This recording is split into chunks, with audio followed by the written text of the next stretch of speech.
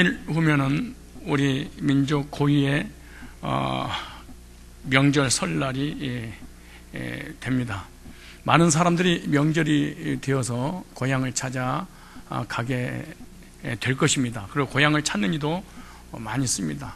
고향을 찾게 되면 사랑하는 가족들, 일가 친지들, 또 우정을 나누었던 많은 사람들을 만나게 될 것입니다. 이번 명절은 특별히 하나님 앞에 감사하는 그런 명절이 되고, 또 사랑하는 가족들에게 감사하는 그런 명절과, 또 우리 주변에 아는 사람들에게 감사하는 그런 명절이 됐으면 좋겠다 해서 감사가 넘치는 명절이라는 제목으로 말씀을 제가 증거하려고 합니다. 오늘 본문에도 항상 기뻐하라, 쉬지 말고 기도하라, 범사에 감사하라, 이는 그리스도 예수 안에서 너희를 향하신 하나님의 뜻이니라, 이렇게 말씀하고 있습니다. 하나님의 뜻대로 사는 사람이 어떤 사람이고, 하나님 뜻대로 살지 못한 사람이 어떤 사람이냐? 하나님의 뜻대로 살지 못하는 사람의 특징은 감사가 없고 원망과 불평뿐이다, 그렇게 말합니다. 그런 하나님의 뜻대로 사는 사람은 늘 하나님 앞에 감사하고 기뻐하고 기도하고 모든 범사를 하나님께서 인도해 주신다는 사실이 믿어지기 때문에 감사의 삶을 살게 된다고 그렇게 말씀하고 있습니다. 자, 그렇다면 우리가 명절을 맞이하면서 먼저 누구에게 감사를 해야 되는가, 또 왜 감사해야 되는지에 대해서 말씀드리려고 합니다. 첫 번째, 살아계신 하나님께 감사를 해야 됩니다. 왜 하나님께 감사를 해야 되냐? 하나님께서 저와 여러분에게 큰 선물을 주셨습니다. 그 큰 선물이 뭐냐? 바로 구원의 선물을 베풀어 주셨습니다. 이 지구상에서 구원의 선물보다 더 큰 선물은 없습니다. 그런데 왜 구원의 선물을 받고 감사해야 되냐? 행위로 구원을 받지 않았기 때문에 그렇습니다. 나의 노력으로 구원받지 않았기 때문에 그렇습니다. 나의 의로 구원받지 않고 하나님께서 값없이 공짜로 구원의 선물을 베풀어 주셨기 때문에 이 사실을 믿는다면 정말로 감사를 해야 됩니다. 에베소서 2장 8절에 보면 너희가 그 은혜를 인하여 믿음으로 말미암아 구원을 얻었나니 이것이 너희에게서 난 것이 아니요 하나님의 선물이라, 이렇게 말합니다. 이는 행위에서 난 것이 아니니 누구든지 자랑치 못하게 하려 함이라. 그러니까 행위를 통해서 구원받은 사람은 감사가 없을 것입니다. 그러나 은혜로 구원받은 사람은 감사가 있을 것입니다. 왜? 내 것이 아니라 공짜로 주셨기 때문에 그러는 것입니다. 그런데 로마서 6장 23절에 보면 죄의 삭은 사망이요 하나님의 은사는 그리스도 안에 있는 영생이니라. 하나님께서 저와 여러분들에게 어마어마한 이 구원의 선물을 통해서 영생을 주신 것입니다. 그래서 영생 얻은 사람의 특징이 하나 있어요. 그게 감사하겠습니다. 그냥 감사가 있는 것이 아니라 항상 감사가 있습니다. 이 구원의 이 감사를 잃어버린 순간 이 사람들은 썩은 송장처럼 살아가게 됩니다. 썩은 송장은 냄새만 납니다. 더럽습니다. 추합니다. 사람이 가까이 가지 않습니다.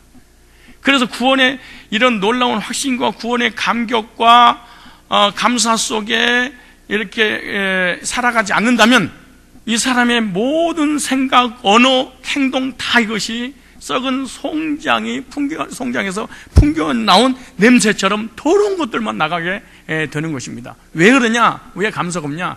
하나님이 내게 베풀어 주신 은혜가 없습니다. 하나님이 내게 해주신 것이 하나도 없습니다. 나는 열심히 기도하고 열심히 예배드리고 열심히 노력하고 열심히 해서 내가 구원이라는 거 내가 받았지 않습니까? 그건 내 겁니까? 그러니까 내 것이니까 하나님 앞에 감사할 게 뭐가 있습니까? 나는 예수를 믿어서 구원받았습니다. 정말 은혜입니다 라고 얘기는 하지만 내 행위가 조금이라도 거기에 결부가 되어 있다면 이 사람은 율법주의, 행위주의이기 때문에 형식적인 감사는 있을 수 있지만 진정한 속에서 나오는 그런 감사가 없습니다. 우리를 큰 은혜를 베풀어 주셔서 구원해 주시고 영생을 선물로 주셨는데 우리는 입장에서 공짜입니다. 그러나 베드로전서 1장에 보면은 하나님의 입장에서는 어마어마한 대가를 지불했습니다. 하나님의 아들 독생자를 십자가에 못 박혀 피 흘려 죽게 하나님의 아들의 공로로 힘입어 내가 구원의 선물을 받게 되는 것이지, 우리 입장에서는 공짜입니다. 그러나 하나님 입장에서는 엄청난 대가를 지불했습니다. 그 말씀이 베드로전서 1장 18절로 19절에 나온 내용입니다. 여러분도 알고 있겠지만 여러분의 조상들이 전해준 무가치한 생활 방식에서 여러분이 해방된 것은 은이나 금같이 없어질 것으로 된 것이 아니라, 이렇게 말합니다. 흠과 티가 없는 어린 양 같은 그리스도의 보배로운 피로 된 것입니다. 하나님께서는 세상을 창조하시기 전에 미리 그리스도를 선택하시고 마지막 때 여러분들을 위해 나타나게 하셨습니다. 여러분은 하나님이 죽은 사람들 가운데 다시 살려 영광스럽게 하신 그리스도를 통해 하나님을 믿게 되었습니다. 그래서 그분에게 여러분의 믿음과 희망을 두고 있는 것입니다. 하나님이 세상을 이처럼 사랑하사 독생자를 주셨으니 하나님의 사랑하는 아들을 죄인을 위해서 십자가에 희생 제물로 인하여서 우리가 구원받고 의롭게 돼서 하나님의 자녀가 되므로 우리에게 영생의 선물을 받은 것입니다. 이것은 이렇게 은혜를 받은 사람은 하나님 앞에 감사할 수밖에 없는 것입니다. 우리 한 절로 다 같이 한번 찾아볼까요? 어디를 찾아가는? 로마서 3장 한번 찾아봅시다. 로마서 3장에. 자, 감사하고는 구원하고 사실 밀접한 관계가 사실 있습니다. 로마서 3장 볼까요? 3장에 26절 말씀을 읽겠습니다. 제가 곧 이때 자기 의로우심을 나타내사 자기도 의로우시며 또한 예수 믿는 자를 의롭다 하려 하심이라. 그런즉 자랑할 때가 어디뇨? 누가 교만하고 누가 거만하고 누가 구원받았다고 자랑하겠느냐? 내 행위로 구원받으려고 하는 것은 엄청난 자랑이 있을 것이냐냐, 이런 사람은 교만하게 되고 반드시 쓰러지게 되는 거예요. 보세요, 뭐라고 그러는가? 행위로냐? 아니라 오직 믿음의 법으로니라. 그러므로 사람이 의롭다 하심을 얻은 것은 율법에 행위 있지 않냐고 믿음으로 되는 줄 우리가 인정하노라. 하나님 홀로 유대인 하나님이시뇨 또 이방인 하나님은 아니시뇨 진실로 이방인 하나님도 되시느니라. 할례자도 믿음으로 말미암아 또는 무할례자도 믿음으로 말미암아 의롭다 하실 하나님은 한 분이시니 그니 우리가 믿음으로 말미암아 율법을 피하느냐? 그럴 수 없느니라. 이렇게 말씀하시면서 중요한 건 뭐냐? 자랑할 때 어디 있느냐? 율법을 지켰느냐? 행위냐? 너의 어떤 썩은 송장이 열심히 최선을 다해서 건강하게 돼서 살아났느냐? 라고 얘기하는 겁니다, 이게. 그러므로 하나님께서 예수님의 희생의 대가를 통해서 값을 지불하고 그 지불된 예수님을 믿어지게 하시고 구원받고 영원한 영생의 소망을 우리에게 주셨다면 감사하라, 이렇게 말합니다. 저와 여러분들 감사의 삶을 사시기 바랍니다. 구원의 가치가 얼마나 위대한가, 이걸 아는 사람만이 감사할 수 있습니다. 하나님의 아들 예수님 십자가의 어마어마한 구속의 가치를 인정하지 않는 사람은 저주받습니다, 사실은요. 목사님,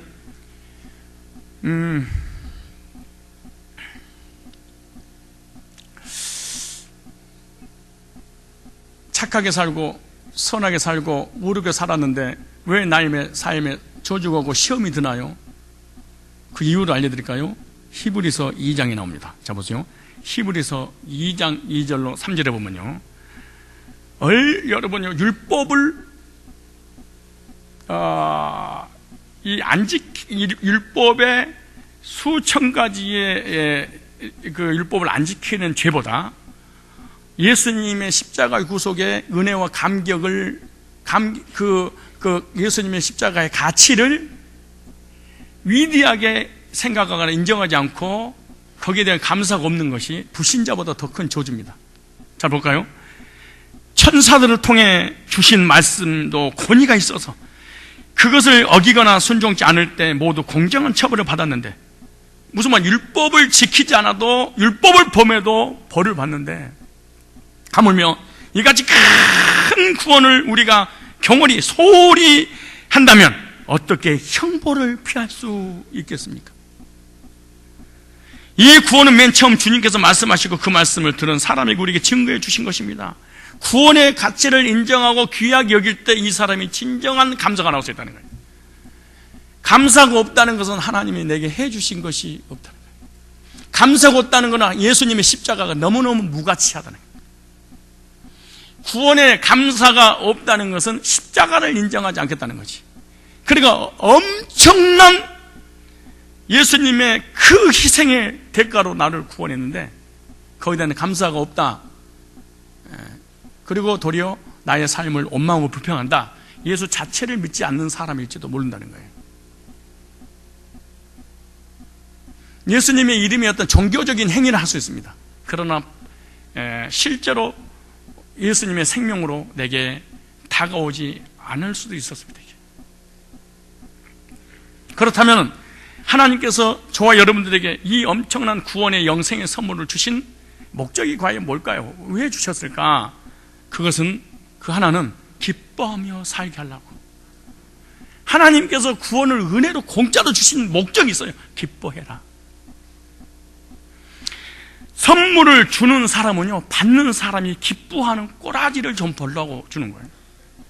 선물을 주는데 안 받거나 우습게 여기면은 주는 사람이 얼마나 고통스럽고 무시하는 죄에 빠지게 만들고 마는 거예요. 선물을 받고 기뻐하는 모습 보시려고 하나님이 공짜로 줬다. 그러면은 다시 말하면 기뻐하지 않는다, 감사하지 않는다. 이번은 주님이 내게 선물을 주신 적이 없다. 이 말하고 똑같은 말입니다. 한 번도 그분이 내게 주신 것이 없습니다. 이 말하고 같은 말이에요. 저와 여러분들은 큰 선물을 받았기 때문에 작은 일에 관계없이 항상 기뻐하고 감사해야 됩니다. 좀 아프더라도, 사업이 안 되더라도, 물질이 좀 부족하더라도, 힘든 상황이 온다 할지라도, 누가 나한테 뭐라고 하더라도 정말로 이 엄청난 큰 구원을 주신 것이 진짜 믿어진다면 작은 것 때문에 구원의 감격을 잃어버리지 말고 하나님 앞에 늘 감사하며 살아야 될 줄 믿습니다. 그리고 이렇게 말합니다. 항상 기뻐하고 그 다음에 범사에 감사하라. 큰 감사가 있기에 모든 일에 감사할 수 있을 것이다. 무슨 말이에요? 어마어마한 큰 구원의 감사를 내가 가졌어. 그러니까 작은 일에 무조건 너는 감사하게 될 거야. 왜? 너무너무 큰 구원의 감사를 감사거리를 하나님께 받아서 그러는 거예요. 큰 감사를 망각하고 작은 일에 낙심하는 것은 하나님이 기뻐하지 않는 것입니다. 그러므로 구원의 감격이 있는 사람만이 범사에 기뻐하고 감사할 수 있다. 기뻐할 수 있다는 거예요. 구원의 감격이 없는 사람은 절대로 기뻐할 수 없다. 늘 열받아 살아가는 거예요. 왜? 하나님이 내게 해주신 것이 아무것도 없습니다. 그 말이에요.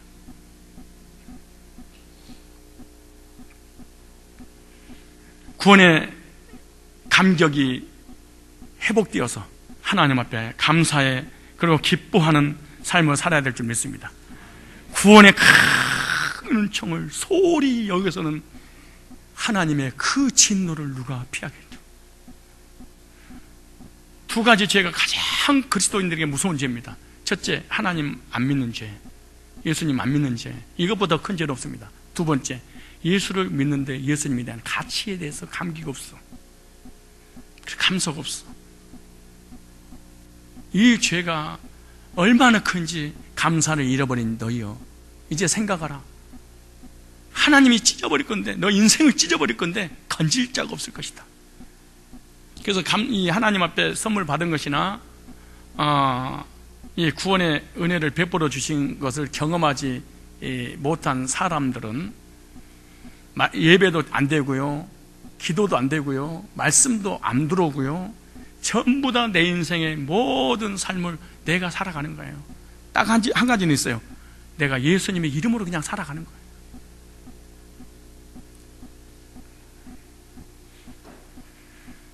하나님은 우리에게 구원의 선물을 주시고 그리고 감사하고 기뻐하는지 늘 관심을 갖고 계신다는 사실을 알아야 돼요. 여러분, 누군가가 선물을 딱 주잖아요. 그럼 선물을 받을 때 관심을 갖고 보는 거예요. 그 사람의 반응이 어떤가? 기뻐할까? 좋아할까? 무시할까? 뿌리칠까?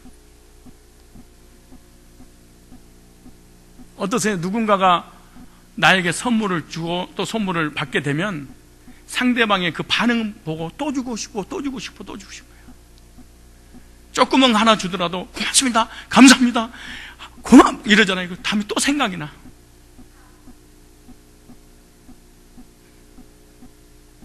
돈을 빌리고 갖고 이런 모든 것도 마찬가지야. 돈을 빌릴 때 고맙습니다. 빌려주셔서 고맙습니다. 근데 갚을 때는 더 큰절해. 더 고맙습니다. 고맙습니다. 다시는 안 주고 싶은 거예요.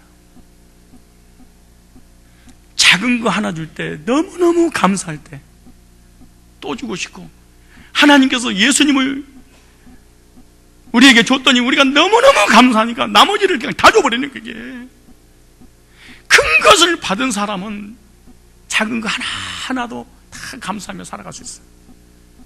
잊지 마십시오. 그렇다면 큰 구원의 선물을 주신 하나님의 행위에 대해서 우리는 잊지 말아야 됩니다. 하나님을 구원의 감사와 감격 가운데 영광 올려드리는 그런 삶을 살아야 됩니다. 하나님께서 내게 베풀어 주신 이 엄청난 은혜들을 잊어버리고 살아가는 것은 죄입니다.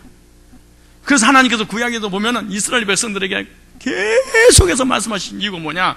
말씀하신 내용이 애굽에서 너희를 출애굽했던 죄와 저주와 사망과 사단의 권세에서 아무 공로 없이 건져서 홍해를 건너 광야를 지나 가나안 땅에 인도했던 그것을 잊지 마라.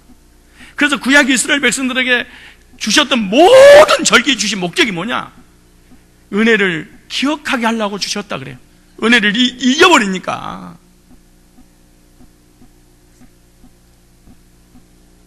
오늘 우리들도 마찬가지예요. 하나님께서 우리에게 베풀어 주신 은혜와 구원과 여러 가지 선물들을 절대로 잊지 말라는 거예요. 잊어버리는 순간 그때부터 문제가 터지기 시작하는 거예요. 그때부터 메시지가 안 들어오는 거예요. 말씀이 안 들어오는 거예요. 기도도 예배도 아무것도 안 되고 하나님은 막 있는 것처럼 느껴지는 거예요. 구원의 은혜를 잊어버려서 그런 거예요. 잊지 마십시오. 이스라엘 백성들에서 가장 큰 죄는 출애굽의 은혜를 잊어버린 것다 그랬어요. 출애굽의 은혜를 잊어버리니까 세상 것을 섬길 수밖에 없어요. 우리는 하나님께 큰 은혜를 받은 사람인 줄로 믿습니다. 구원의 은혜는요, 이스라엘 백성이 받은 은혜보다 더 큰 은혜입니다. 구원의 은혜를 잊어버린 것이 가장 큰 죄악이다. 웬간만한 죄는 하나님 용서해 주셔. 구원의 감격을 잊어버린 것은 하나님 용서를 안 해.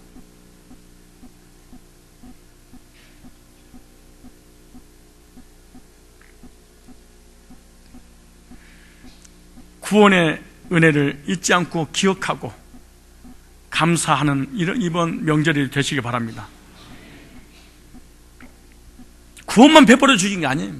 우리의 삶 가운데 하나님께서 함께 하시고 보호하시고 인도하시고 은혜 베푸시고 우리의 모든 삶을 하나님의 의대로 인도해 주신 것입니다. 그러니까 우리가 살아갈 수 있는 거예요. 구원의 은혜만 베풀어 주신 것이 아니에요. 우리 가정, 우리 사업, 우리 건강, 우리의 모든 삶, 내가 하는 것 같은데요, 하나님의 은혜가 없이는 우리가 살아갈 수 없어. 이번에 동계 수련회 우리 청년들 다녀왔잖아요. 이번에 그 동계 수련회 청년부 여호와는 나의 목자시라는 주제를 가지고 말씀 나눴는데요, 나는 구원론보다 한 강도가 10배 이상. 그 구원론은 듣고 아멘 이러잖아요. 근데 이거는 이 시편 23편은 성령께서 그대로 덮어버리는, 그냥 말씀을 전하는 중에 성도들이 알고 울고 있어. 우리 청년들이 울고 있는 거예요. 그래서 그 중에 하나의 간증 이제 하나만 제가 한번 읽어드리려고 합니다. 시편 23편 말씀을 듣고 있는데 저는 인생의 황혼기에 다윗이 목자의 그늘 안에서 평온히 있는 양들의 모습을 바라보며 하나님의 양인 자신을 인도하신 선한 목자 되신 하나님을 향해 신앙 고백하고 있는 그 시절 다윗이 되어 있었습니다. 하나님 없이는 하루도 살 수 없다고 고백하는 자에게 하나님은 목자가 되어 주신다고 하신 것처럼 저도 예수님으로 구원받아 하나님께 돌아온 자이지만 양이 가지고 있는 특성들을 여전히 모두 갖추고 있는 연약한 모습들을 보면서 나도 하나님 없이는 살 수 없는 하나님의 양이구나 라고 생각하게 되었고, 하나님의 양이라는 정체성을 다시 한번 확인할 수 있었습니다. 그리고 양의 운명은 양에게 달린 것이 아니라 양을 인도하는 목자에게 달려있다는 것, 즉 실력 있는 목자를 만나면 목적지까지 실족지 않고 끝까지 인도되며 평안하고 행복하다고 하신 말씀처럼 제게 보이지는 않지만 저를 지금까지 인도하시고 앞으로 인도하실 선한 목자 되신 하나님이 계시다는 것과 또 저를 인도하시는 보이는 목자로 유임된 목사님이 저의 또 다른 선한 목자라는 확신 그리고 신뢰로 마음이 평안했습니다. 그 목자 되신 하나님이 저의 가장 필요한 것을 부족 없이 채워주시는 것, 무엇보다도 예수님과 하나가 되어 하나님과 관계가 연결된 저는 하나님의 저울에 달아보았을 때 부족함이 없는 사람이 되었다는 것에 감사했습니다. 또 저를 영적인 말씀의 양식과 생수의 복음 있는 푸른 초장 쉴만한 물가로 늘 인도하셔서 먹이심으로 주님이 주신 수동의 평화가 임하여 평안히 눕고 누리는 자가 되었음에 감사했습니다. 그러나 이렇게 구원받아 푸른 초장 쉴만한 물가로 인도되었음에도 불구하고 다시 죄를 짓고 죄를 짓는 제 모습에 제가 실망해서 쓰러지고 내 자아의 털, 욕망의 털, 욕심의 털이 자라 내 짧은 다리에 엉켜 넘어지고 없어져 스스로 일어나지 못하고 있을 때 양의 수를 세시는 주님의 친히 찾아와 다시 일으켜주시고 죽기보다 싫은 털깎기를 말씀의 칼로 깎아주셔서 다시는 같은 문제로 넘어지지 않게 해주실 뿐만 아니라 처음 구원받았을 때 감격과 감사를 가진 영적인 존재로 소생시켜주시는 주님의 사랑이 늘 저를 따르고 계셨음을 감사했습니다. 내 인생의 고난과 빈곤을 맞이하였을 때 복음 듣고 구원받게 하셔서 나를 복음 듣고 구원받게 하시려고 나를 이렇게 인도하셨구나 알게 된 것처럼 제가 하나님 만나기 전에도 또 하나님 만난 후에도 제가 잘할 때든지 잘하지 못할 때든지 또 넘어져 있을 때라도 변함없이 지금까지 저를 인도하신 하나님이 앞으로 저를 은혜 가운데 선하게 가장 좋은 길로 인도하실 것이고 마침내 복 주실 것에 대한 큰 기대와 믿음 그리고 그 신실함으로 인해 평안과 기쁨과 행복이 넘칩니다. 때때로 인생의 길에서 교만에 흑암에 오만하고 교만한 사람들의 골짜기들을 만나더라도 주님이 함께 하심으로 그 골짜기들에서 건짐받고 주님의 지팡이와 막대기로 경계를 쳐주심으로 그 주님의 울타리 안에서 보호를 받을 것이기에 평안하고 감사합니다. 이처럼 저의 가장 필요한 것을 부족함 없이 채워주시는 분도 늘 푸른 초장 쉴만한 물가로 인도하시는 분도 내 영혼이 약해질 때마다 소생시키시며 의의 길로 인도하실 분도 모든 인생의 골짜기들에서 건지실 분도 천국 가는 그날까지 나를 영원히 인도하실 분도 하나님이라는 사실 즉 히브리어 문법의 피엘 강조 능동 동사처럼 양의 상태와 상관없이 강력한 하나님의 의지로 저를 영원히 미래형으로 끌고 가실 것이기에 평안하고 감사합니다. 그리고 때때로 하나님 뜻대로 살지 못하는 저이지만 하나님의 긍휼하심과 사랑을 따라 구원하신 것을 후회하지도 한탄하지도 변기하지도 않으시고 다시 긍휼히 여겨 주시겠다고 말씀하심으로 아니하시는 하나님께 감사합니다. 하나님이 누구신지 천국과 지옥이 있는지 없는지 죄가 무엇인지 모르던 저에게 예수 그리스도를 보내주셔서 복음으로 구속의 은혜를 경험케 하시게 해주시고 구원받았다고 고백함으로 모든 원수들이 물러가게 해주시고 하나님의 말씀과 복음과 은혜의 상을 베풀어 주실 뿐만 아니라 성령과 은혜를 머리부터 발끝까지 흡족하게 부어주셔서 감사합니다. 또한 전적인 하나님 은혜로 구원받고 만세전에 미리 아시고 미리 정하셨다가 불러주셔서 의롭다고 해주신 택하심의 은혜와 구원받기 전에도 또 후에도 보호해주신 보호하심의 은혜의 잔으로 넘치게 하여 주심을 감사합니다. 저의 선한 목자 되신 하나님의 선하심과 인자하심이 천국 가는 날까지 저를 로켓가 목적물을 끝까지 추적하는 것처럼 쫓아다니며 보호하고 인도하실 것이기에 그래서 결국은 천국에서 알람 야샤부하게 해주실 것이기에 감사합니다. 그 평안과 확신 속에 누리게 하신 주님 감사합니다. 다윗이 신앙 고백한 대로 히트 파일로 다윗에게 되돌아온 것처럼 저도 미래적 현실 속에서 누리며 늘 아름다운 신앙 고백을 하여 나의 삶을 하나님이 이렇게 채워주시고 인도하셨다고 자랑하는 삶이 될 것임을 믿고 감사드립니다 라고 간증문을 저에게 보내왔습니다. 여기서 이 시편 23편 언어 강의를 듣지 못한 사람들은 이 도대체 뭔 말인가 라고 좀 알아듣기 거의 못 알아들 거예요. 누가 됐든 간에. 그러나 이런 영적인 흐름은 이해할 것이라고 생각합니다. 구원해 주신 하나님, 인도해 주신 하나님, 앞으로 인도해 주실 그 하나님 앞에 늘 감사하는, 이것이 바로 구원받은 상도들의 특징입니다. 이 놀라운 구원의 은혜 하나를 잊어버리게 되면은 이 사람은 정말로 썩은 시체 송장처럼 살아갈 수밖에 없는 것입니다. 하나님이 사랑하셔서 택하시고 하나님 섭리 가운데 보고 불러서 하나님 자녀 삼으시고 나를 의롭다 하시고 영생을 주신 하나님께서 앞으로 또 우리를 인도하실 것입니다. 그 하나님 앞에 감사하며 살아야 될 거 아니겠습니까? 인사하겠습니다. 감사하며 삽시다. 시작. 구원의 은혜를 잊지 맙시다. 시작. 구원의 은혜 잊지 말고 하나님께 영광 올려 드리시기 바랍니다. 두 번째로 부모님께 감사하는 명절이 됩시다. 누구께 감사하자? 우리 부모에게 감사하는 것은요, 성경적 가르침입니다. 여러분, 모든 종교는요, 죽고 난 다음에 효도해라 그렇습니다. 다 그런 건 아니지만 죽고 난 다음에 거기다가 제사를 지내고 시제를 지내고 고사를 지내고 다 죽은 썩은 시체 같아. 죽고 난 다음에 성긴들 무슨 소용이겠습니까? 그러나 성경에서 하나님은 그렇게 말씀하십니다. 살아 계실 때 효도해라. 살아 계실 때 부모님에게 효도하면, 여러분 자녀가 효도하기 위해서 그 효도할 때까지 부모는 기다려주지 않는다지 않습니까? 내가 효도하려고 하는 부모님이 떠나고 없는 거예요. 불러봐도 울어봐도 못 오실 우리 어머니하고 눈물과 통곡한다고 그래서 부모님이 살아난 게 아니에요. 듣지도 못하는 거예요. 이미 천국에 있던가 지옥에 있던가 끝나버렸는데. 그래서 성경은 살아계실 때 잘해라는 거예요. 살아계실 때 부모님한테 인상 쓰고 대들고 막 덤비고 따지지 말고. 이것은 영적인 부모든 육적 부모도 마찬가지입니다. 이게 사실은 이 어르신들한테 막 덤벼드는 거, 이건 후리아들 같은 삶을 살면 안 됩니다. 이게 예배소서 뭐라고 하지 않습니까? 예배소서 6장 1절로 3절에 보면은 자녀들아 너희 부모를 주 안에서 순종하라. 이게 중요합니다. 순종하기라는데 주 안에서 해라. 무슨 말이냐? 명절이 되면 제사 지낼 때 거기다 절해라. 시제 지낼 때 절해라. 불교로 섬겨라.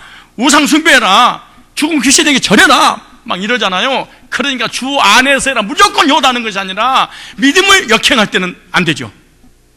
예수님을 떠나고 복음을 떠나고 구원을 떠나고 부모님에게 효도한다고 해서 기독교를 떠나고 우상 숭배하고 귀신한테 절하는 그런 행위는 해서는 안 된다는 거야. 그래서 주 안에서, 주님 안에서, 주님께서 만들어주신 믿음의 범주 안에서 효도해라. 그럼 뭐래요? 이것이 옳으니라. 이것이 옳으니라. 네 아버지와 어머니를 공경하라. 이것이 약속 있는 첫 계명이니 이는 네가 땅에서 잘되고 장수하리라.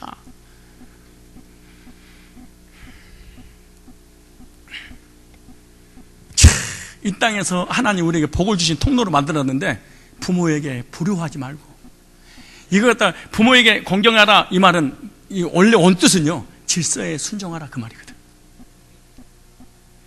회사 가면 회사 상사에게, 학교 가면 선생님에게, 군대 가면 상사 있잖아요, 선임들에게, 교회에서도 리더들에게, 집에 가면 부모님이 나의 선임들 아닙니까? 질서에 순종해라 이 말이에요. 그러면 너 이 땅에서 잘 될 거야.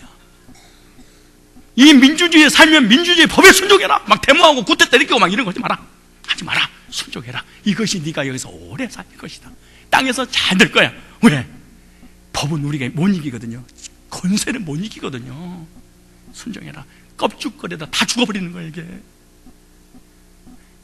옳은 개소리 하다가 정의롭게 하다가 문제를 일으키기 시작하는 거야. 그런데 오늘 본문에서 이것만 말씀드리고 싶은 거야. 부모에게 공경하고 순종해라.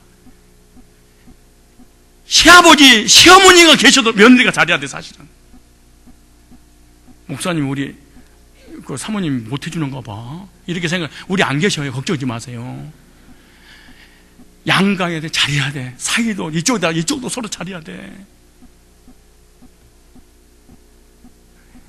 부부가 이렇게 살잖아요. 근데 양쪽 양가가 이렇게 있잖아. 양쪽이 이렇게 신랑 쪽이 신부 쪽 있잖아요. 근데 신부 쪽에는 시큰하게 만들고 신랑 쪽에는 거들떠 보지 않고, 이거는 정말로 싼 것들입니다. 이쪽 신랑 측에 50%에서 신부 측에도 50% 해야지. 같이 가야지. 우리 부모님한테만 잘해주고 너희 부모님 네 멋대로 해라. 이거는 지금 싼 것들이 하는 거예요. 아래 것들이 하는 거예요. 무식한 사람들이 하는 거예요. 분별을 해야지 서로. 그래서 서로 가슴이 안 아픈 거야. 잘하십시오. 부모님에게. 고향 내려가서 이번에 다 명절 때 만나잖아요. 당신들이 나한테 해준 게 뭐 있어? 뭐 있어요? 어머니가 해준 게 뭐가 있어요? 공부를 가르쳐서 뭐 했어요? 아버지가 나한테 해준 게 뭐가 있어요? 오빠는 뭐 했어요? 이 짓거리 해야지. 싼 것들이 하는 거야. 하지만 나 준 거 하나만으로 감사해. 하나만이라도 덤비지 말고 부모님의 자격이 있든 없든 간격없이 공경해야 돼. 부모님이란 이유 하나 때문에 감사하고 잘해야 돼. 난 그렇게 봅니다. 하나님이 이렇게 하라고, 이것이 옳은 것이니라고, 그리고 네가 이 땅에 잘 되는 거단다 그래. 장수하게 될 거다. 인사하세요. 부모님께 효도합시다. 시작.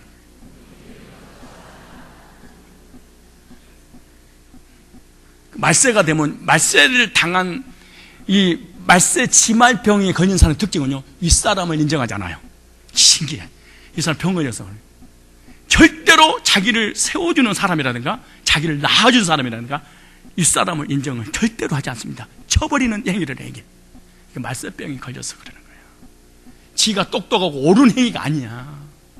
싼 것이어서 그래. 아래 것이어서 그래. 잘하세요. 나를 낳아주시고 길러주시고 수고해주시는 부모님께 감사해야 됩니다. 부모님들의 손길과 희생, 피와 눈물과 땀이 없었다면 우리는 이 세상에 태어날 수도 없었습니다. 낳아주시는 은혜, 길러주시는 은혜, 돌봐주시는 은혜 잊지 마십시오. 언제 그러면은 낳아주시고 길러주시고 보호해주시는 은혜에 감사하느냐? 언제냐? 결혼해서 얘를 낳으면 그때 안 돼. 그럼 부모에게 감사를 어떻게 할 것이냐? 행동으로 하세요. 어떻게 하라고? 부모님에게 행동으로 효도하세요. 그럼 행동으로 효도하는 게 뭐냐? 다른 거 없어요. 푸짐하게 명절 때 수십만 원 싹 넣어주고 오세요. 아무도 모르게, 얘들 모르게 다 빼도 가져오 버리니까 엄마 낳아주셔서 고맙습니다. 아버지 길러주셔서 감사합니다. 부모님이 계시지 않았다면 저는 어떻게 존재했을까? 우리 애들이 이렇게 왜 살아갈 수 있겠습니까? 고맙습니다. 그리고 감사하세요. 뭘로? 그리고 어머니가 내가 먹고 싶은 것을 식당에서 차리지 말고 엄마가 먹고 싶은 게 뭡니까? 물어봐야 돼. 내 취향에 맞는 걸 하지 말. 부모님이 취향에 맞는 것을, 그리고 부모님이 뭘 사고 싶은가, 뭘 원하고 있는가, 그걸 얘기해야 돼. 저는 어머니 한 분만 계시지 않잖아요. 근데 지금은 우리 와이프나 우리 애들 사랑하는 것보다 어머니를 더 사랑하는 마음이 생기더라고. 내 나이 먹나 봐 이게. 속썩이지 말고 덤비지 말고 부모에게 불효하지 말고. 어떻게 태어났습니까 우리가? 그잖아요. 다시 합니다. 이 땅에 태어나게 주신 거 하나만도 조건 하지 마요. 공부를 했냐 못했냐, 돈을 뭐 상속 받았냐 안 받았냐 전혀 관계없이 태어나게 하신 부모님 진짜로 감사합니다. 나는 하나님이 엄마를 통해 태어나겠지, 언제 엄마가 나 태어나겠어, 이런 싸가지 없는 아래 것이 하는 얘기 하지 말고 하나님 앞에도 감사하고 누구에도 감사하고 부모님에게 일생동안 나를 사랑해서 품어주신 하나님, 하나님 안에서 다 만난 가족들, 마지막 하나만 더 하겠습니다. 이웃에게 감사하십시오. 로마서 12장 12절로 15절에 보면 소망 중에 즐거워하며 환난 중에 참으며 기도에 항상 힘쓰며 성도들 쓸 것을 공부하며 손 대접하기 힘쓰라. 너희를 핍박하는 자를 축복하라. 축복하고 저주하지 말라. 즐거워하는 자들 함께 즐거워하고 우는 자들과 함께 울라. 이 세상의 기쁨과 슬픔을 함께 나눌 수 있는 이웃이 있다는 것 감사하면서 살아가셔야 됩니다. 형제들하고 직장 동료들하고 교회 성도들하고 함께 나의 인생과 나의 어려움과 나의 삶을 나눌 수 있는 거, 이거 하나만이라도 감사해야 됩니다. 우리는 이러한 모든 일들을 생각하면서 이웃들에게, 주변 사람들에게 감사하는 그런 명절이 됐으면 좋겠습니다. 범사에 감사하라. 이는 그리스도 예수 안에서 너희를 향하신 하나님 뜻이니라. 나의 도움을 필요로 하는 상대가 있다면 불평할 것이 아니라 도와주면서 감사해야 됩니다. 남을 도와줄 수 있다면 다른 사람보다 형편보다 낫다는 얘기잖아요. 남이 가져야 될 것을 그 사람이 갖지 못하고 내가 더 가졌다는 것이잖아요. 그러니까 감사하며 도와주고 명절 때 주변을 돌이켜 봐야 됩니다. 주위에 나보다 어렵고 고통당하는 사람 돌아봐주면 하나님이 나의 삶을 돌아봐 줄 날이 반드시 올 것입니다. 성경에 하나님께서 잠언서 19장 17절에 뭐 이렇게 말합니다. 가난한 자를 불쌍히 여기는 것은 여호와께 꾸이는 것이니 그 선행을 갚아주리라. 이 가난한 사람을 돕는 것은요, 누구를 돕는 거예요? 하나님 앞에 돈을 꿔주는 거라 그렇게 말해. 그런데 하나님께서 엄청난 대가로 도리어 우리에게 갚아주신다 그렇게 말해요. 하나님 앞에 하나님의 축복을 받기를 원한다면 주변 사람을 돌아보는 그런 명절이 되시기 바랍니다. 예언 하나 하고 마치도록 하겠습니다. 이 세상에서 가장 축복받는 사람이 어떤 사람인가, 이제는 좀 여러분 스스로 보세요. 나는 어디에 속했는가? 누가 나한테 문자가 왔길래 그것을 제가 한번 읽어드리려고 하는데, 봐보십시오. 그리고 원망불평하면은 아래 것들입니다. 싼 것들입니다. 자, 보세요. 첫째, 냉장고는 음식 있고, 자, 냉장고 음식 있는 거 상상하세요. 등에는 옷을 걸치고 지금 옷을 입었는가? 머리 위에 지붕은 있고 잠잘 장소가 있다면, 지금 잠잘 장소가 있다면 당신은 지구 인구 75% 사람보다 부유합니다. 지구에 잠자고 입을 옷이 없는 사람이 75%가 그렇게 굶어 죽어간답니다. 은행이나 지갑에 돈이 있고 집 어딘가에 거스름돈이 있다면 당신이 이 세상에 8% 상위층 부자에 속했습니다. 여러분 호주머니 지금 돈이 장거니까 남아있다면 8%에 속했습니다. 92%가 호주머니가 없대. 세계 8%에 속했어. 그런데 원망하고 불평하고 따지고 덤비고 싼 것들입니다. 싼 것들입니다. 세 번째, 오늘 아침에 일어났을 때 아픈 데가 없었다면 이번 주를 넘기지 못하고 죽음 맞이할 무수한 사람들이 축복받은 사람이다. 아침에 거뜬하 일어났다, 나 죽냐 이러지 않았으면 축복받은 사람이다. 왜? 지금도 무수히 많은 사람이 병원에서 중환자실에 오늘 하루하루 죽어가고 있기 때문에 그런 겁니다. 그 다음에 전쟁의 위험이나 추억의 외로움이나 고문의 고통이나 굶주림의 쓰라림을 경험하지 않았다면 당신은 5억의 사람보다 축복받은 사람입니다. 5억 인구가 지금 이렇게 고통받고 있답니다. 체포, 협박, 학대, 고문 또는 죽음의 두려움 없이 정교를 가질 수 있다면 당신은 이 세상 30억 사람보다 축복받은 사람입니다. 종교의 자유가 없는 나라가 30억입니다. 성경을 읽고 싶어도, 찬송하고 싶어도, 기도하고 싶어도 할 수 없는, 다 죽이니까 30억 인구가. 우리는 예배드리고 기도하고 찬송하고 그런 자유민주주의 살았어도 성경 집에 5권에서 7권에서 안 읽어버려. 찬송도 안 해, 기도도 안 해, 예배도 안 드려. 그리고 원망불평해. 생각해 보십시오. 그 다음에 얼굴에 미소를 띄우고 진심으로 감사할 줄 안다면 당신은 지구에서 가장 축복받은 사람. 왜냐하면 얼굴에 미소를 띄고 있는 사람이 거의 없답니다. 여러분 지금 아멘 이러면 지구상에서 가장 축복받은 사람이야. 왜? 거의 인상 쓰면서 예배드리고 인상 쓰면서 기도하고 인상 쓰면서 찬양하고 인상 쓰면서 전부. 여러분 찬양할 때도 그러지. 찬양할 때도 아니 이 기쁨 주님 주신 것 이렇게 해야 되냐. 이 기쁨 주님 주신 것. 아니 찬송하는데 막 주 안에 있는 딴 것이 없잖아요. 주 안에 있는 나에게. 아니 그 근심이 있는 놈이 없는 놈이에요? 지금 미소를 띄우고 있으면 지구상에서 가장 축복받고 행복한 사람 거의 웃고 살지 않는데 인생들이. 지금도 인상 씻고 있는 사람이 너무 많은데, 그 다음에 또 누군가가 손을 잡아주거나 안아주거나 어깨에 손을 얹어준다면 당신은 축복받은 사람입니다. 왜냐하면 남에게 아픔을 덜어주는 감동을 주는 사람이니까. 누가 내 어깨에 손을 탁 잡아줍니다. 또 잡아줬다. 그럼 그 상대방에게 감동을 주는 사람이에요. 위로와 격려와 살 희망을 주는 사람. 탁 잡아주는데 행복한 사람이래. 여러분 우리 교회 그 신학교 다니는 졸업반 한 아이가 있어요. 근데 이게 우리 교회 간사를 줬어. 근데 간사인데도 불구하고 다 우울해. 오늘도 우울해. 막 우울해. 어떻게 할까? 아무리 혼내던데도 소용없어. 그래서 이번에 수련회 가서 2가지를 딱 띄어서 톡 치면서, 먼저 왔길래 톡 치면서, 아무개야 너는 대성상교회 간사야. 아무나 하는 게 아니야. 성상교회 간사야. 간사라는 정체성, 자부심을 가져라. 2번째, 시편 23편을 통해서 너의 자존감이 회복됐으면 좋겠다. 이 두 마디를 딱 들었는데 얘 인생에 봄날이 왔어. 2주가 지나가고 3주째 다 돼가잖아요. 지금 근데 딱 리더가 벌써 달라.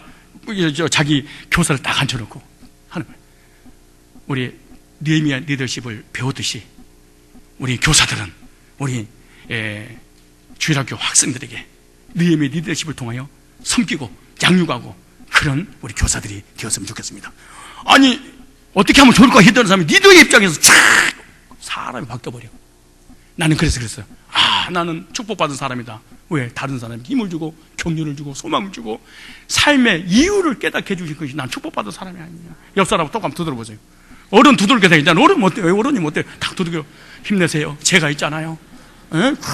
이런 사람 만약에 두들겨주고 있다. 여러분 이 지구상에서 가장 축복받는 사람이에요. 왜? 남에게 따끈따끈한 감동을 주고 있지 않습니까?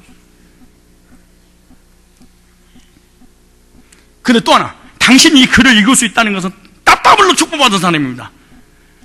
왜냐? 첫째, 누군가가 당신을 생각하고 있기 때문에 이 문자를 보내주는 거 아니겠습니까? 우리 일주일에 몇 번씩 큐티하라고 우리 성도에 나눠주잖아요. 보지도 않아. 지겨워해. 그래서 내가 목자들 외에는 주지 마라. 이걸 모르더라고. 까까오다 테테테테테 이게 중요한 게 아니고 누군가가 이 하밤에 나를 생각하고 있었구나. 감사해야지. 누군가가 나를 사랑하고 있었구나. 나에 관심을 가지고 있었구나. 이렇게 생각하고 문자를 보든가 말든가 해야지. 하여 지기 오늘 또 시작이야. 이번 주일날 갈 거니까 제발 문자 좀 보내지 마세요. 내가 안 간다잖아요. 이게 진짜 이게 아래 것들이 싼 것들이 하는 거예요. 그래서 문자 안 보내버리고 목자들한테만 진짜 필요한 사람한테 보내주는 거예요. 그러면 또 하나 있어요. 이 세상에 20억이 넘는 문맹자보다 더 축복받는 20억이 글을 몰라서 이걸 보내줘도 읽을 수가 없다는 거야. 축복받았잖아요. 마지막, 당신이 예수 믿고 구원받고 하나님의 자녀가 되었다면, 그리고 이 세상 떠나간 날 천국 가고 주님의 인도를 계속 받고 있다면 이 지구상에 따블로 축복받은 사람입니다. 감사하십시오. 우리 모두가 얼마나 축복받았는지 이번에 명절 때 우리 주변 사람한테 알려주셔야 됩니다. 나도 축복받고 여러분도 축복받았습니다. 그 명절을 맞이해서 하나님 앞에 감사하십시오.